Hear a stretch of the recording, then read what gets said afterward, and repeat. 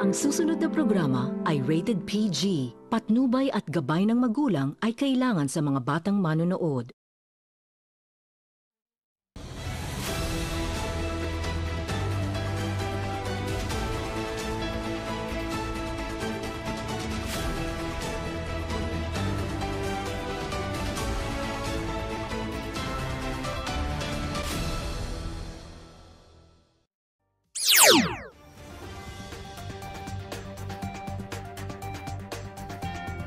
Sa ulo ng mga nagbabagang balita, isang babae sa Vietnam pinatawan ng death penalty dahil di umano sa korupsyon.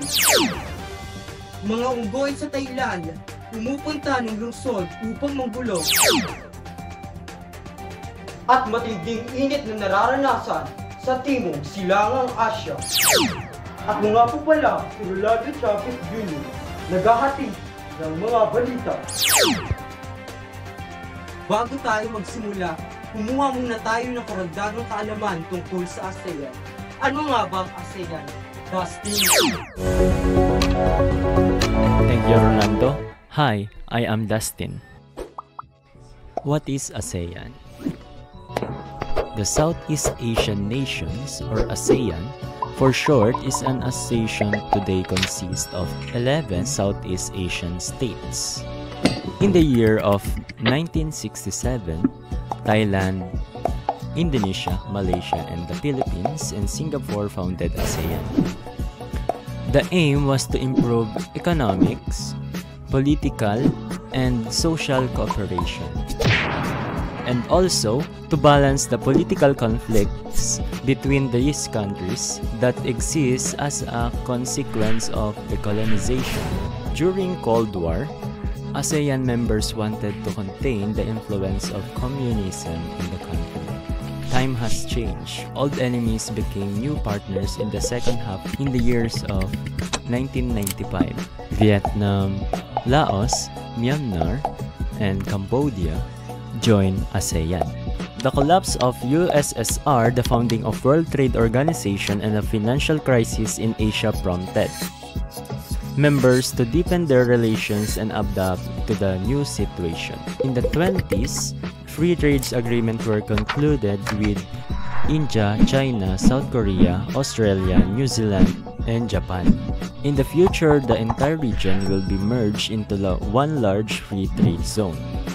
Since 2001, the ASEAN Summit takes place annually.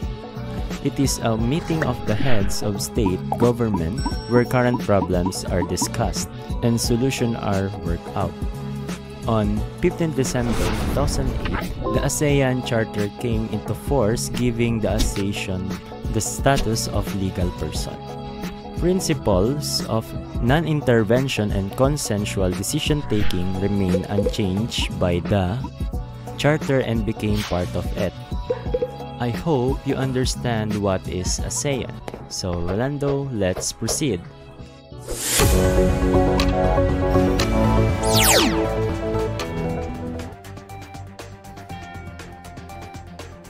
Isang babae sa Vietnam na si Tayo ang Mailan sinampahan ng death penalty dahil di umano sa kanyang pagkurap ng $12.5 billion.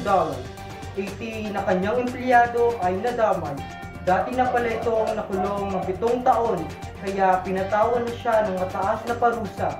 Ito ay ang death penalty. Hanggang ngayon, patuloy na sinisiyasa ang kanyang kaso. Mga unggoy sa Thailand pumupunta sa lungsod upang manggulo. Mga pulis ay nakabantay dahil mga delikado di umano ang mga unggoy nito. Natatakot na rin lumabas ang mga tao dito, kaya binabaril na lang nila ito ng tranquilizer upang makatulog.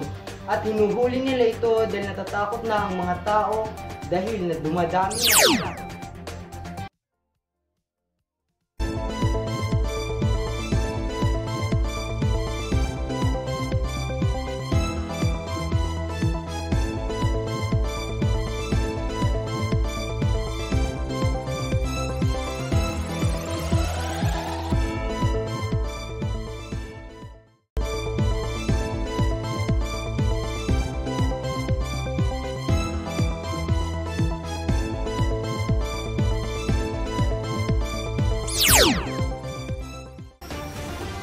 Ito ang balitang hinandog namin para sa inyo.